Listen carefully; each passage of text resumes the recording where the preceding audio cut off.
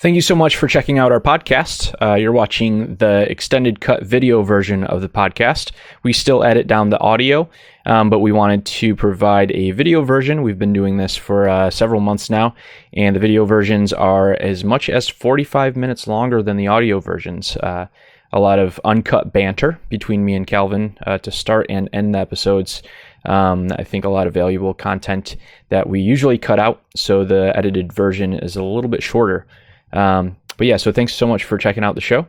If you'd like to check out old episodes, you can hop on over to letgoddie.com. If you like the show and value what we're doing, it would be a huge help if you'd share the episode. And also on the website, we have a support tab. If you'd like to pledge as little as $1 a month, it would help us continue what we're doing. Thank you so much for checking out the show and supporting us in sharing the stories of God at work.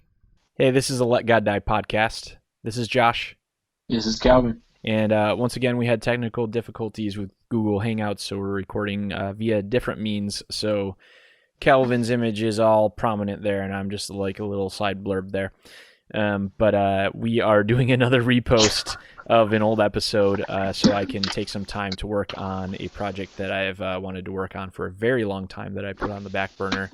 If you want to keep up with past projects, current projects, future projects, and have some updates about that new one, you can head over to bit.ly/mozugmedia. That's bit.ly/mozugmedia.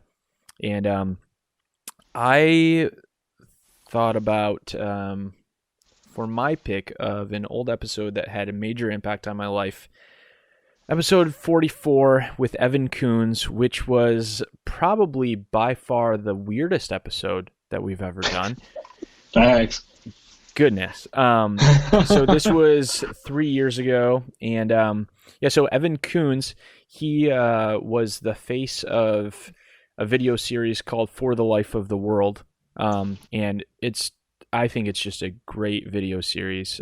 Essentially, the idea is that we kind of focus a lot on being saved, about like our salvation, but I guess like the big question that he asks with that series is, what is our salvation for? You know, like all right, we've been saved, but what now? Yeah. Which is really cool because we had a friend who recently preached a sermon, and it was like that was the gist of it, was all right, like God is with you, and that's great, and that's key, but what now? You know, you're not just given that to just sit in the comfort of like, all right, I'm with God, you know. There's the whole like, yeah, he's with us, but he has more for us. That's not the end of the story. So yeah, I say that this episode was super weird because it was super weird. One thing that Evan asked us before the interview, he said, all right, I want to like promote a future project while on your podcast. And I think this is a project that he hasn't released yet, which makes it even stranger. But yeah, so he said, I'm going to have a lot of like weird sound effects in the background. I want you to acknowledge them and like ask questions, but I'm going to ignore your, your acknowledgement of them, which I thought maybe me and Calvin didn't do a great job of acting like something weird was going on.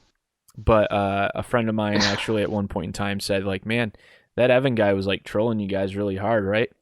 I was like, oh no, that was like planned. Like he wasn't just being, being a tool to us. Like he ran that by us. We still don't really understand it, but we will soon, hopefully. Yeah, that's yeah. the hope. So maybe we're reposting this for one because we love to talk, but also put some pressure on Evan Koons. Like, what was that project? Bring it up to the guy. Come on, man. The guy. So Evan, he's an actor. He's a writer. He's just a really creative guy, and really enjoyed this talk with him. He was recently in a movie that is very absurd, called Camp Manna. Bless the Lord. Yeah, I've seen it so many times now. Please watch it. It's really well written. I would say it pokes fun at a lot of like 90s like Christianese culture. and yeah, it's just a fun film. It's really clever. It's family friendly too. For the most part, yeah. You have to think about it. Yeah, well, there's a little bit of language in it. But yeah. But yeah, I would say it's like I guess a Christian comedy done right, but it doesn't really have redeeming qualities. But yeah, if you want just kind of a random comedy, that is pretty wholesome and features Evan Koons, then yeah, look no further than Camp Mana, and yeah, Gary Busey is in it too. So what else do you need? That's all you need. But yeah, literally. So here's the episode with Evan Koons, and yeah, we talk a little bit about the history of For the Life of the World, and the title that we gave this episode is "What Is Our Salvation For?" Enjoy. Oh my goodness! All right, so we're here with Evan. Evan is the main guy in. Yeah, everything all right over there, man? Oh, hey guys. Sorry, everything's cool. Okay. Why? I mean, just heard some stuff in the background. I thought. Yeah, no, everything's fine. It's just a normal day here. I mean, that's nothing happening really. Let's just want to stick with my commitments. I'm really, happy to be here with you guys and. Right on. Talk on podcast. Yeah, we're excited to have you, man. It was pretty crazy because we used your video series for a small group I did. It was interesting because we actually have a lot of mutual friends in Williamsport, Pennsylvania, where I live now. But the one thing that really threw me off, I'm from Taylor, Michigan, and you're from Dearborn? Yep, 313. Yes. Yep. The world just gets smaller and smaller. It's crazy. Yeah. It's crazy. And then, no, everything's cool. Yeah. No, I have an interview. So you were born and raised in Dearborn, and where do you live now? Now I live on the west side of Michigan. But I was in Dearborn until I was 18, and I came to school over here. Went to Calvin and graduated and stayed here. So I just know you as the guy from For the Life of the World. What who are you? What do you do? Who am I? That's a good question. I am sort of like a writer. I think if I got down to it, I would say I'm a professional shower-upper. Not showing people up, but I show up to things. That's just what I do. Hey, will you do this? And I'm okay. So I went to school. I got Calvin got a film degree, a minor in journalism, and I knew I wanted to work in movies, but I didn't know what I wanted to do. But what did I do? Who am I? I write. That's basically, I'll write anything from sort of commercials to online media stuff. I was a film school teacher and career development person, so I helped people get internships. I worked at a specialty beverage store. I was a bouncer, which if you saw me, I'm 6'3", 170 pounds on a good day. I guess that's what I do. That's not necessarily who I am, but I mowed lawns at a country club, did all kinds of stuff. I was a social worker for a while, helping developmentally disabled people find and keep jobs. Is everything okay over there? Yeah, that was just as a producer. They do that a lot. They sort of, but everything's cool. Okay. But a funny story about For the Life of the World. I was teaching at a film school, and I was just kind of I feel like I'm a young guy, and I was I feel like I've reached the end of what I know how to teach, and just sort of had a moment where I said, I'm going to go ask some friends of mine that I went through some film school stuff with if they have any work. They said, yeah, there's this mystery project. We don't know what it's about or what it's going to be, but it's about faith and economics. And I was And they're like, but your name came up as one of the writers for it. Would you be interested in writing for this mystery project? So your name was being tossed around as like someone that they wanted to be involved, and they hadn't even like talked to you necessarily at that point? No, right. Oh. And I just went to them and said, like, I'm looking at going freelance. Do you have anything? And there was like, there's this thing. So we talked about, what that would cost. And it was originally, I think, like a 3-month contract, which then as time went by, if things got approved, it would go to a 6-month. And then that 6 month would turn into a year. And then we'd be making this series. All that went down, and it just kept on. We kept on going. And about halfway through the series, they said, like, hey, it's looking like we want you to be the host of this series. You have some experience in front of the camera. You're jiving with this material. We don't have to catch anybody up. There's no script like memorization necessarily, because like you helped write it. Would you be interested in being in it? I mean, like the entertainer side of me was like, yes, yes, yes. The more skeptical person was like, I don't know. Like, I don't know if I want to be in Christian media. Yeah. Like, I would love to be in media, but Christian media, like, and on this sort of stage, and I'm not a pastor, I'm not any of that stuff. And then finally I was like, that'll be cool. Sure, let's do it. Let's see what happens. And here we are today. And let me tell you, it's been pretty explosive. It's been, it's safe to say that people are on fire now. Wait, what? In ways that they've never been before. And that's pretty cool. Is that an expression? I mean, like people are related to video? I guess I was just kind of confused. Yeah. I heard sirens in the background. Am I here? Is that you, Cal, or? No, not on my end, dude. No, everything's cool. Okay. It's cool. That's really interesting that it just kind of like naturally progressed like that for you. I'm always curious about like the starts of things. I was in college. I always knew I wanted to be in film and video or film or movies or whatever. And I never knew what I wanted to do. And then I thought like, I want to write. And then I went through, like when I was 20, I went through sort of my I love Quentin Tarantino stage, which I think every 20-year-old does at some point, which is crazy and silly.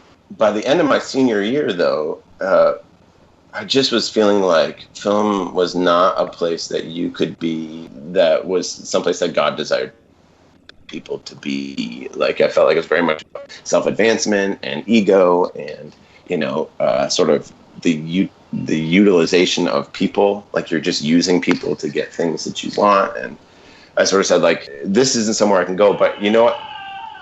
I can, I can at least do...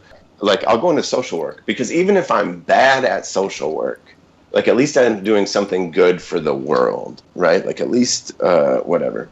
And at the same time, I'm going through senior. And so I was like, you know what? I've just wasted my 4 years of liberal arts, Christian, expensive education. I'm an idiot. Like, I'm just going to go do social work. And we were in this class, our senior SEM class, where they're like, you're communications majors. You can't do anything specifically, but you can do a whole lot of things other than specific things. So you're the culture makers, you're the world changers. So you go create what you're going to do. And I was just like, why didn't you tell us this at the beginning? Because this is terrifying. Like, there's nothing, like, you're telling me I can't just go out and get a job. And one lady was like, well, you could go into insurance. You could sell insurance. I was like, I don't want to do that. That's crazy. And in this class, I had this one professor, and he's all like giving us the like going up and down about how, we're the world changers and this is God's call in our life and blah, blah, blah, blah, blah. And I was just like thinking, yeah, but you keep talking like everything is going to be sunshine and roses. And I raised my hand. I'm like, what if we fail? And I was like angry. And he's like, well, what's your definition of success? And I was like, yeah. And I sort of stopped, and like sort of the my heart started to sort of break a little bit, not in like the emotional break, but just sort of crack open. It was hard, and it started to soften a little bit. He said, what if your definition of success isn't what you think it is? What if it's faithfulness? Like, that's what success is. It's just being faithful to the things that God has put in front of you. Wow. And I was like, huh. And then in that same moment, it was sort of out my brain, and I'm going on to social work. And I did that, and after about a year of that, and mowing lawns at a golf course, and working at a specialty beverage store, all at the same time, I just totally burned out and super angry. And like when we went to church, we were going to Mars Hill, and my wife and I, and the one Sunday that we decided to go, and this is where it gets crazy. I'm just going to warn you, it gets a little nuts.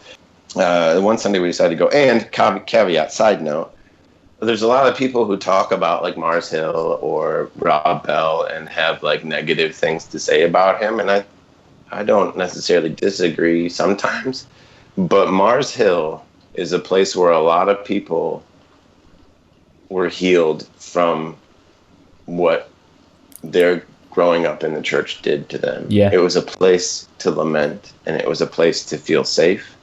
And for a lot of us, we didn't know that church could be that way. And it was a place that restored wonder back to scriptures through it revealed the wonder of scripture for people who had just been taught that scripture was just words, right? That it wasn't this lived, embodied, hopeful message of life for the whole world, right? And it was lived that way in that church. So we go there, and of course Rob Bell wasn't preaching that day. And I'm like, oh man, I drive all the way out to Mars Hill, because that's the kind of awesome Christian that I was. That was like, oh, the main pastor's not preaching today. Like, this is stupid. He's not there, and I'm even more angry. And I'm sitting there, and it's testimony night. And I'm like, oh, testimonies? Are you kidding me? Whatever. So this one lady gets up there, and I use this voice just because, I don't know. The lady, I don't even know who she is. She's a sweet lady, and she is... she just, and I'm just going to use this voice because it's the only voice I have. She just reminds me of a mom. And she's just like, you know what? God is so mysterious. I just don't even know how to talk about him or tell you about him because he's so mysterious. And I'm like, yep, here we go. But you're going to tell me all that you know about him. And I don't know how to hold on to that because you don't know. And you say he's mysterious, but you're going to tell me what you do know. But I don't know if I can believe that because he's mysterious and he can change. And that can just be for you and whatever. And so she's like, but let me tell you who God is. I'm like, yep, here we go. And she starts talking about the prodigal son. Are you okay? You're okay? Okay. Sorry, guys. There's a lot going on today. I guess so, man. No, yeah. So she starts talking about the prodigal son. Then she gets to the older brother, who's just like, having this conniption. Who says to the father, like, what the heck? Like, I've been doing everything I'm supposed to be doing. I'm taking care of my stuff, and I haven't gotten any of this. Like, I haven't gotten any of this treatment. And at the same time, I'm like, that's me. Like, I'm doing all the things that I think I should be doing. And I'm trying to be good for the world and good to, all the things around me. And it's not working. And I feel like trash. And I'm bitter and I'm angry. And so what the heck is going on? And then she says, and then the father says to her, everything I have is yours. All you have to do is ask for it. Interesting. And so then I was playing with my shoelace, and a couple other people got up and talked. And then we sang a song, and I don't remember what song it was, but we're all standing there. And as we're singing this song, this voice, like I'm standing with my arms crossed and just like, doing this thing by singing, and this voice says, like, dude, you are worshiping like the creator of everything, who is in all things, who is through all things, who in him all things hold together. Like, you are dust, you are nothing in the presence of this being. Maybe you could just like speak the words of this song. So I'm like, all right, fine, whatever. Just start mouthing words. But whatever's going on. And then it comes back again. The voice comes back and says, dude, like, maybe you did that. Maybe you just like put your arms down. Maybe just like open your heart up a little bit, because maybe I'm coming by. And that was like the weird, like, what the heck is going on here? So I put my arms down, still just this posture of sort of like, whatever, I'm showing up, I'm here, this is happening. Song ends. I did the whole, just put my arms down. While I'm sitting there, the whoever the guest pastor, the person comes up, and he goes, okay, and he comes up stage and he turns around and goes like this, and he claps. And as soon as he claps, this is where it gets weird. Out of the corner of my eye, I'm not kidding you, I see what appears to be a giant Mickey Mouse hand. Like, it looks like the hand of Mickey Mouse out of the corner of my eye. And it just touches my shoulder like this. And the next thing I know, I fall out on the aisle. Like, I just like zipped over. And I hit my back on the aisle. As soon as I hit my back out on the aisle, like from the ceiling. And if you've been to Mars Hill, it's just like an old warehouse. It looks like a Walmart, kind of. Like, you look up and there's nothing beautiful about it. It's just like, at least when I was at that time, it was just like a grated roof. And like this, what appears to be like green warm jello just shoots out of the sky, out of the thing, into my chest. And it's hitting my chest so hard that red jello is like shooting out. Like, nothing in there can be bad anymore.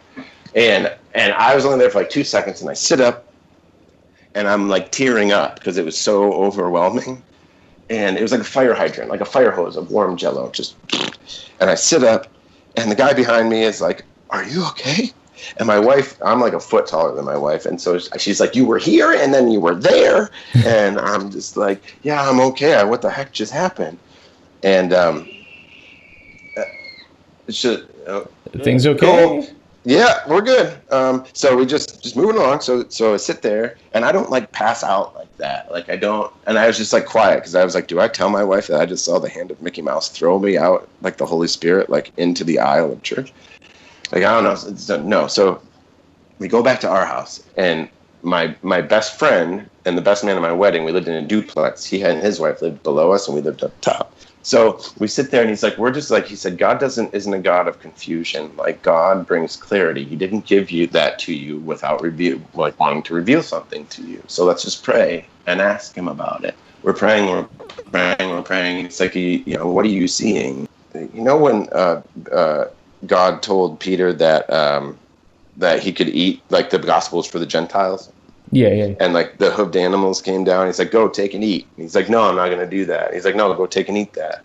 And he's like, no, I'm not going to that's impure. I'm not going to do that. And then God says, don't call anything impure that I've made holy.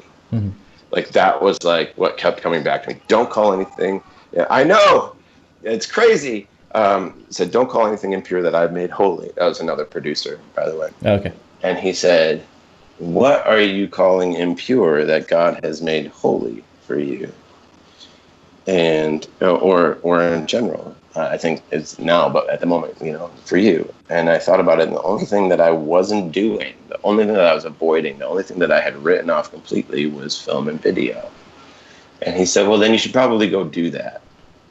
And so the next month, I went to this place called Compass Film Academy, which was this Christian nonprofit film school, which I did not want anything to do with, because as far as I was concerned, they just made propaganda, and it was, lousy. And I walked in there. I didn't tell them the story because I thought, like, oh, it's a Christian nonprofit. They're just going to like feed on that. And they just said, stay here this summer, commit to this community, like re-edit this film. Anytime you're not working, like come and stay here and get to know these filmmakers. And in those filmmakers were Eric Mashila and Eric Johnson, who now own Gorilla, who made For the Life of the World. Okay. That was in 2004. And it was a bunch of other people that I went to work for. Eventually, we made our first documentary called Except for Six in 2007, about where we followed three people through hospice, three families through hospice. And so it was all from like these movements of, I'd say like these movements of the Spirit that brought us all the way to today. And through all these crazy relationships and circumstances and powerful movements. What's weird though is I don't feel like that means I'm supposed to make movies or anything or do film and video my whole life. I just feel like That's that was what the God case has for you now, at least. now, and for then, and just riding the wave until we do something else. Like I'd be totally happy painting houses now if I had a house anymore. But that's beside the point. So What happened to your house? no, nothing. It's fine. Yeah. I wanted to talk to you about For the Life of the World. Sure. I've had a lot of times in my walk where I was just like, I've totally experienced healing in a real way from Jesus. But there's been that thought in the back of my mind of like, what's it all for? Like that. I don't believe that it's just to feel safe or like feel like you've gotten it. Or you cool? That didn't sound Yeah. That didn't sound good. I talk about safety. Yeah. Yep. Talk about safety. It's just not about that. I push back on a lot of like Christianese, even Hold on, the medevac's taking off. medevac. Oh well, Yeah, just be a second. I don't know what's going on his end. Godspeed, David. Godspeed. Is that a helicopter, bro? I am hearing helicopter. Yeah, it's What just, the heck is going on over there? we're cool. I don't know. Let's right back at it, guys. Like nothing happened. Some neighborhoods. I push back a lot on like just I don't know phrases that are tossed around that can be misconstrued or just like have kind of gathered different meanings. Even just like the phrase being saved. I don't know. To me, it just really conveys that you've arrived at a destination and that you you've basically been rescued and you're rescued for the sake of now you get to, I don't know, kind of just sit tight until you receive your reward or something. Right. I never even actually thought about that. The whole idea of like being saved is very much a from language. Yeah. If you just take it for what it is, it's very much like a from thing. Like you've been pulled from something, you've been rescued something, but it doesn't necessarily speak to the specific for. Like it's not directionally like outward based. It's more just like I've been pulled from this other place, and then what? Yeah. Interesting. I never thought about that. Which I mean, of course, like is very important, to actually like be saved, obviously. But yeah, I just struggled and still do at some points in time of like, all right, so what is the purpose, And I've thought that For the Life of the World, you guys approached that really well, even if indirectly. So can you walk us a little bit more through like what For the Life of the World is about, what the mission and vision was for that series? So, and you'll have to forgive me, I'm a bit of a verbal processor. That's fine. So a lot of times things come out of my mouth and I'm like, I don't know if that's what I meant. So if there's any part where you're like, you just said that doesn't make any sense. It's just sort of how I work my way through what I'm trying to say. So what is For the Life of the World about? Okay, so For the Life of the World, Stephen Grable and Brett Elder made a Bible called the Stewardship Study Bible, maybe 2007. Yeah, I think it was about 2007, which sort of outlined these 6 areas of living according to God's big picture, his oikonomia, his mission for the whole world, and how we live into that mission in the various areas of our life or our economies, like in our families, as an individual, in our communities, in our governments, in the way we learn and seek knowledge and wisdom, and then in sort of the way we pursue the more gratuitous things like wonder and or art. And so he started that's what that Stewardship Study Bible is about. And then from that, a foundation came to them and said, we want you to teach people about faith and economics. And he said, well, if you want to learn about economics, like money economics, you first have to understand God's economy of all things, and how we fit into that. And they said, okay, cool. Go ahead and make something about that. And that's where we came into the picture and said, like, what we really need to do is re-enchant the Christian imagination. That was a big part of what this series needed to be about. A lot of film series and church curriculums are just plug and plays. You stick them in, you press a button.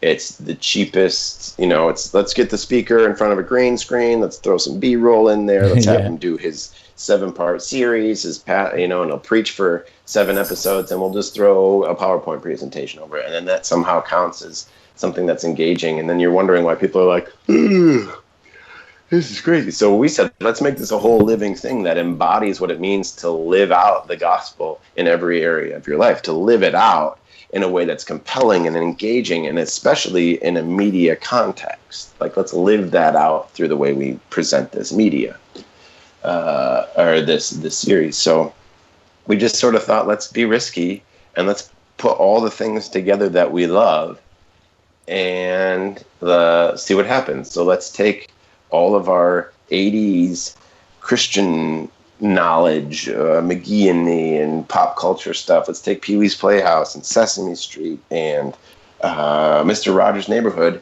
and then have them buddy up with Abraham Kuyper and Hans Urs von Balthasar and Herman Bavinck, and let's see what happens.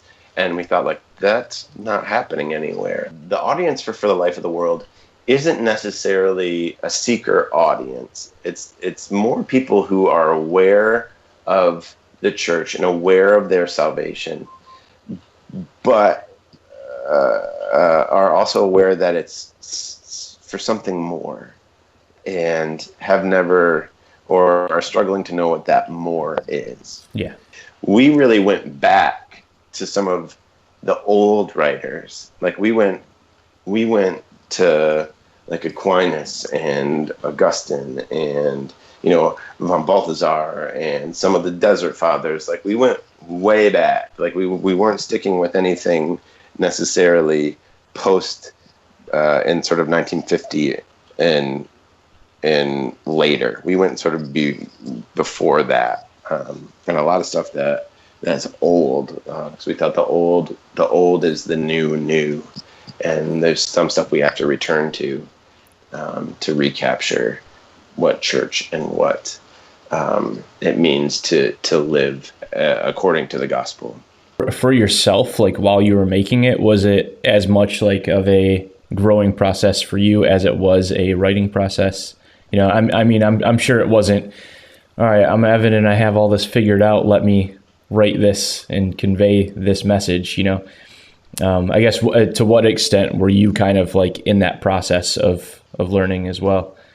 Yeah, I came into it as someone who was saying, like, I like talking about theology and I like learning about that stuff, but sort of also not really knowing what it's for. Like, when Grable sort of said, like, what is your salvation for? And I was like, to get me to heaven. And I was like, but that seems weird. Yeah. Like, that's dumb. And then to get me to heaven or to get me out of hell. I mean, that was sort of, and I was like, but there's more there. I mean, it's probably, so that I can do good works and whatever. And then just remember, like, just always encountering, like, whoa, it says that? Like, whoa, that's what this is about? And I mean, the team of writers that we had, so we had Stephen Grable, who's an Anglican and, an expert on Abraham Kuyper. Then you have David Michael Phelps, who is, he was a Baptist who converted to Catholicism, and just probably one of the smartest, most creative people I know. And then there was a guy, Stephen Pell, who's another just uber creative, and I would say he's like a post-evangelical. That would be he's like evangelical / post-evangelical. And then there was me, who's like the mainline Protestant guy, and then Ross Vandewa, who's a producer at Gorilla, who is Orthodox, Antiochian Orthodox. So there's a whole bunch of like people coming together from various Christian traditions that just had this wealth of knowledge and experience and history behind them that I think is sometimes lacking from mainstream Protestantism and evangelicalism. It's sort of, so yeah, it was very much sort of a strengthening process for me. And that was what I think attracted them to saying, like, dude, you just need to be in front of the camera questioning these things, and experiencing these things, because you're kind of doing it right now. Just also put it there in front of the camera. Like, do it again. I mean, I think that even watching the videos when you're asking those questions, obviously it's scripted and everything, but there was an element of, I don't know, to me, it wasn't this guy like knows all there is and is just presenting the question. It almost like was presented in a way of Evan Koons as the guy might actually be pretty inquisitive about this stuff as well. These might be questions that he asks, instead of just, I'm going to present these questions. Right. No, and that's very true. I mean, even still those questions like come up a lot, especially in the justice or the order episode. Those ones keep coming back. The idea that if we have all these answers about economies working together, how come they never do work together well, and how come it's so broken? And how do we respond to that? And if we are who we say we are, how come things don't seem to be even at a stasis? Like, we can't even stem, like we can't even just keep an even keel. Like, it's just like there's turmoil, there's divisiveness, there is stuff all around us. And I do keep coming back to that, like, open up your house, open up the doors to your vulnerability, like making yourself available to another person, or extending some sort of grace to a person in the form of a gift. Like, and that's something that I just keep coming back to, especially now with the political climate and sort of the unrest and just the crazy things that are happening around us. So like, talking about things is important, I think, to actually know where your foundation is and to know where you stand, whether or not it's like a conclusion, but just get to a place of like direction, I guess you could say. This is something that me and Calvin talk a lot about, and we've talked to a few guests about, just that like people are not concepts to talk about. If I'm talking about the issue and not talking about how can I love them better, then I'm missing it.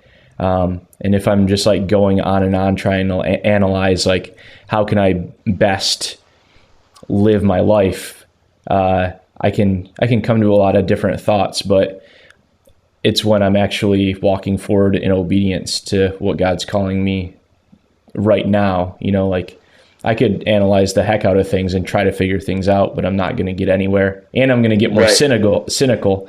But if I actually step forward in obedience to what God's calling me to today, then for one, he brings a lot of clarity through obedience. And for two, I think that he just kind of like opens up our minds to like, it can't just be boiled down to nailing down A, B, C, and D. Like, it's far vaster than that. And I don't know. Right. It's just cool. If words could do it, you wouldn't need a body, right? Like, if you wouldn't need a savior. I just finished reading The Cost of Discipleship by Bonhoeffer, Dietrich Bonhoeffer. Yeah, where he just like, there's part of like if you just keep thinking about it and talking about it, it's like sort of a race to the bottom. You got to get on with it. Yeah. Like, it's meant to be lived, which in episode 7, he said like, like Stephen Grable says, if you remember nothing, like forget all the pageantry, forget all the bells and whistles. If you remember nothing else from the series, remember this: the church is the body of Christ given as a gift for the life of the world. Like, we as a church are meant to live out the gospel in the world and live it, not like assent to it in our heads. Like, it's a lived, and then where I get on and say it's a lived memory. It's something you do. It's something you show and demonstrate. And I think that is what is so horrible sometimes about Facebook. It's like, you can just say what you believe and have your soapbox and then move on. Yeah. And it's like, well, this is but it's like, you're not doing anything. Like, you're just, and you think like, there we go, solved. And you're like, what are you talking about? Get out there. Go live that. it's got to be lived. It's got to be embodied. The word has to become flesh. If you were to answer that question now for yourself, your current understanding, like what is our salvation for? Like how would you navigate that? Yeah, I would say it's for the good and the life of the world. Like it's for, and immediately, like our salvation is for the offering of gifts to God and the world.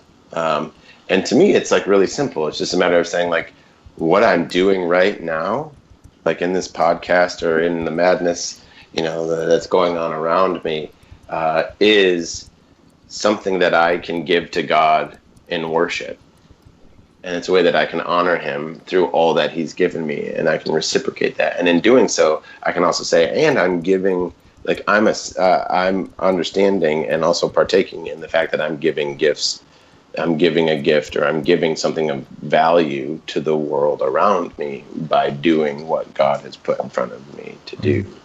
And to treat all things that way, as a means of worshiping God and as a means of honoring my neighbor and loving them by being available to them and offering them the work of my hands or the work of my mind put out on paper or put on a video or down to anything that makes us able to approach God. And I think that's something that we've lost, is sort of the wonder and the holiness of who God is, and the fact that now through Jesus, by his blood, because he is our high priest, like we can approach this thing, or not this thing, this being that is, I don't know, I don't even have words for it, like this just holy being.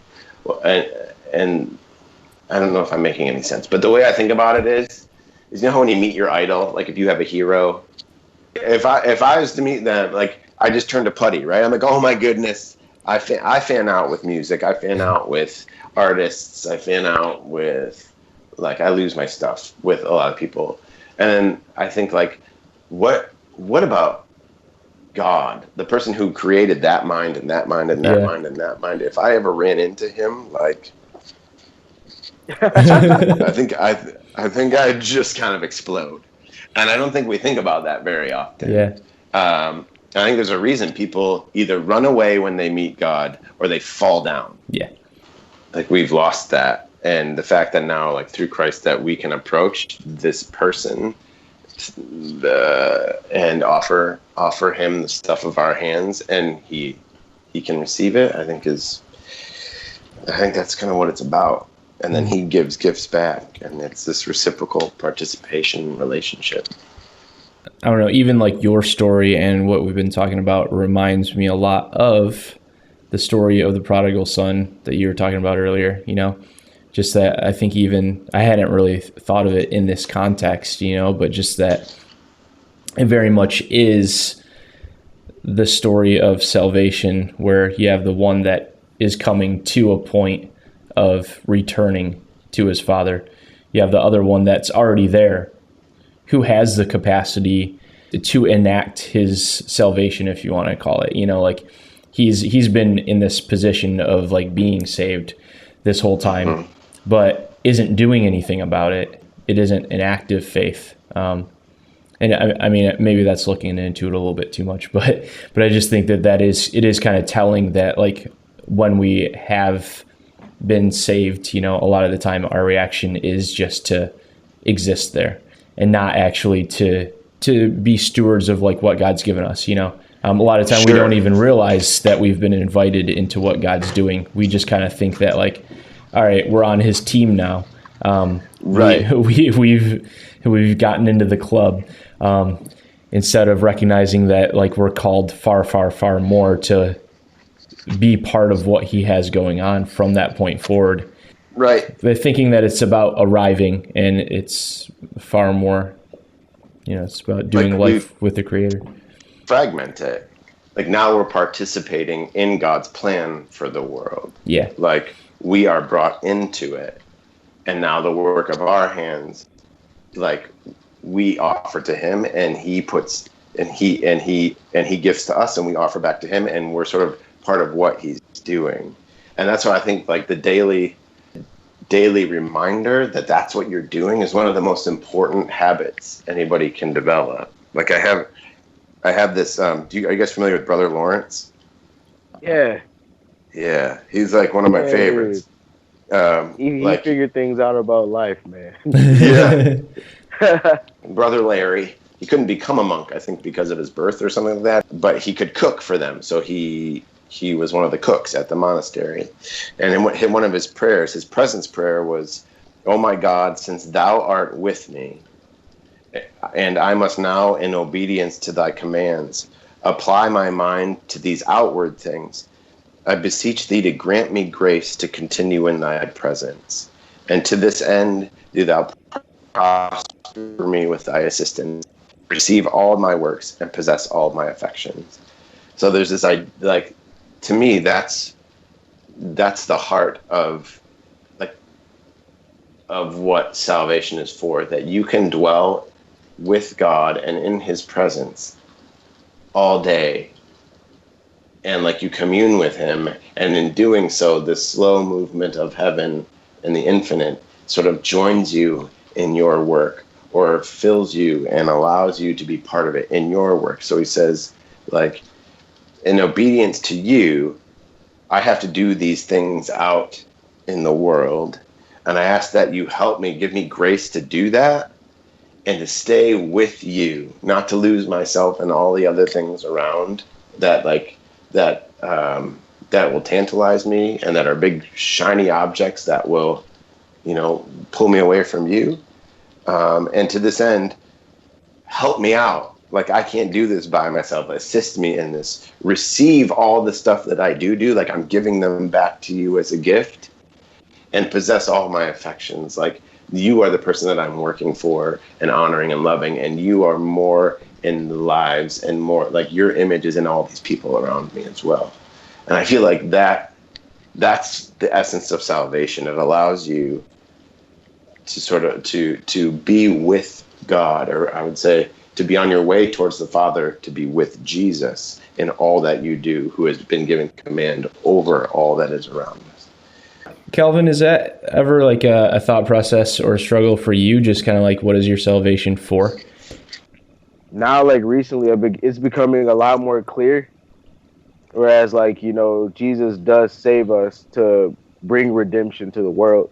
So, like, for me, like, the reason I've received redemption from Christ is that other people may receive the same thing.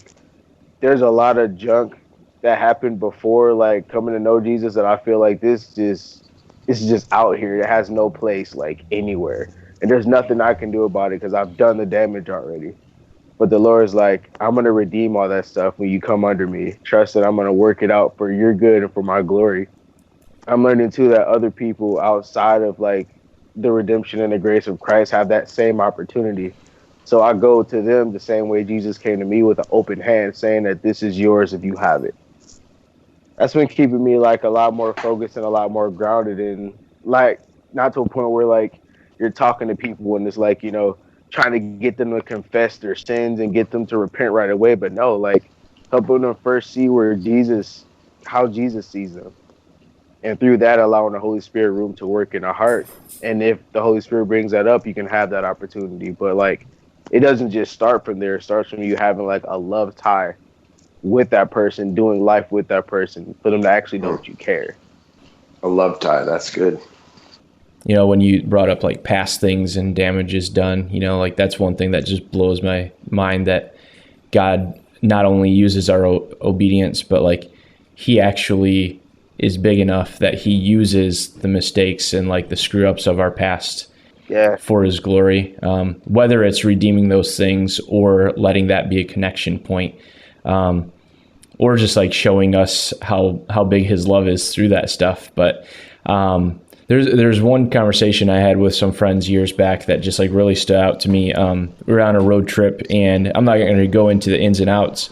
It was two friends of mine that they both started talking about things that had like been done to them when they were kids, and it was just like heavy stuff that I could barely even listen to it, just because like it was just like so heartbreaking to even like know that stuff had happened. But the crazy thing was, the girl, she actually had this moment where she said, like, there have been so many things about my past that I've been like very aware that God's been using, like, to connect to people, very aware that God's been using to bring a lot of redemption. But she said, like, that thing was literally the one thing in my life and in my heart and in my mind that I reserved as the, like, unusable area for God to actually use. Because she just said it was, like, associated with so much pain and even, like, regret for herself, even though she had nothing to do with it.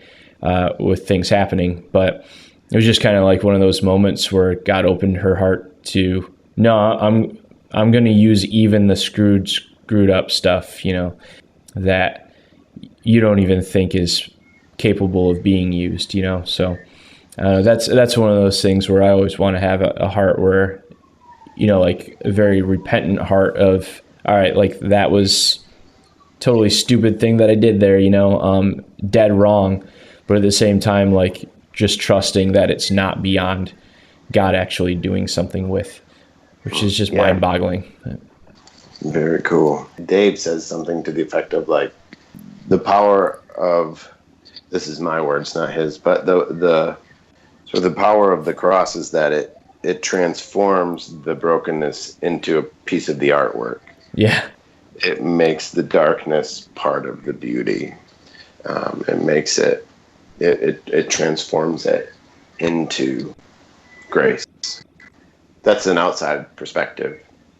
So, that people going through horrible things, that doesn't help. Yeah. Like, so I want to be conscious of that. But the hope that we have that can happen and could happen is pretty cool.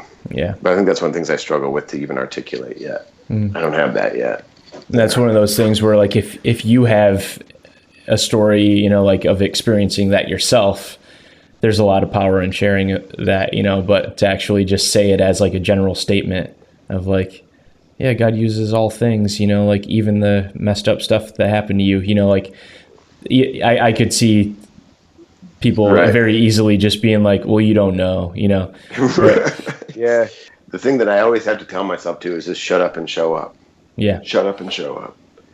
Just keep great. my mouth shut and just be present. Have you guys seen Lars and the Real Girl? That is literally my favorite movie, and I want so bad to see it. I've not seen it yet. yeah, dude, you got to see that, but you have. I feel like you have to see it without expecting it to be a comedy. To me, it's like one of the coolest, like, as far as like film representations of just like compassion. I love it, but I have so many friends that think it's the dumbest movie in the world. But but I mean, like, if you just like heard what it was about and just like read the synopsis, I feel like you might think that way. But like, it's truly like a really cool story. I think that it is one of the most genuine and earnest portrayals, caring and compassionate films about someone who's struggling with, who's had a horrible, event in their lives. And these old ladies just sort of embody the gospel in that movie better than I've seen in any movie. Probably, well, I don't know if I'd go there, but I love the way that they did that. And I won't give it away, but you should go see Lars and the Real Girl. I know there's some language and there are like some references that like wouldn't want to watch it around little kids necessarily, but and it's starring Ryan Gosling. So Evan, we'll get wrapping up. Cool. Thanks so much for sitting down with us, even with everything going on around your neighborhood or whatever. No, I'm making sure I'm up, with my commitments, and staying true to those is important. And stuff happens, but Tell us what's next for you. Like, do you have any film stuff coming up? I'm excited in one aspect. I have a film coming out. I think, it'll probably come out in the summer, but I think we're going to premiere it this fall, called Camp Manna. and that's a story of a unsaved kid who gets sent to a backwoods sort of summer Christian camp, starring Gary Busey. He's the owner. He's the runner of the camp, and Jimmy Tatro is in it, and I play the sort of the uber evangelical counselor in that. So that's coming out, but other than that, it's a little crazy. I mean, I'm not really sure. It's just a very explosive time, and I guess I'm just what's next? Whatever comes next when things are just on fire in your life. It's a burning down the house. weird way to put it, but where can people find Camp Mana? Well, there's nothing. I mean, there's a website called campmanamovie.com. We're hoping to start getting it out there this fall for a summer release because it's a summer camp movie. Very cool. Nice. Who knows if I'll make it to then with all that's going on. I mean, I'm hopeful. I mean, I'm gonna make. I mean, guys, I'm gonna make it. Everything's gonna be cool. But I have confidence. more questions than answers right now. More questions than answers. You know what I mean? Mm-hmm. Gotta try to meet every new day with a new face and a new face with a new day. So, Evan, where can people find For the Life of the World? To learn more about For the Life of the World, Letters to the Exiles, visit www.letterstotheexiles.com. That's letterstotheexiles.com. You can follow us on Twitter at InstaX. Nope. You can follow us on Twitter at Letters to Exiles or Letters to the Exiles. Maybe we'll skip the Twitter plug. Instagram, InstaExile. We're on Facebook, For the Life of the World. But dude, Evan, thanks a ton for your time, man. I appreciate it. Thank you. So glad to reconnect with my 313 brothers. It's a pleasure to meet. I gotta go. No, that stays. That stays. All right, take care. I don't care if it's charred. No, that is important to me. Put that. I gotta go, guys. All right, thanks for your time, Evan. Appreciate it, man. Bye. All right, bye. Like I like his perspective on salvation and like what that actually means, and the fact that we are saved from something, but we're also saved to do something. Yeah, totally. So it has like a dual purpose. So like just as much as we've been saved from the holy wrath of God, like we also been saved and free to live a life in Christ that's one, far beyond us, two, that will call us to be perfect. Mm-hmm. And like we can walk confidently being in process. Well, all right. So that was Evan Koons. Again, For the Life of the World is the video series. I believe you can get it fairly cheap. I picked it up for my small group to use a little while ago, a few months back. Really enjoyed it. It was really thought-provoking and, challenging. So if you want to check that out, letterstotheexiles.com. We'll put a link in the description of this episode. And if you want to keep up with what he's doing. Thanks again for your time as always, and until next time.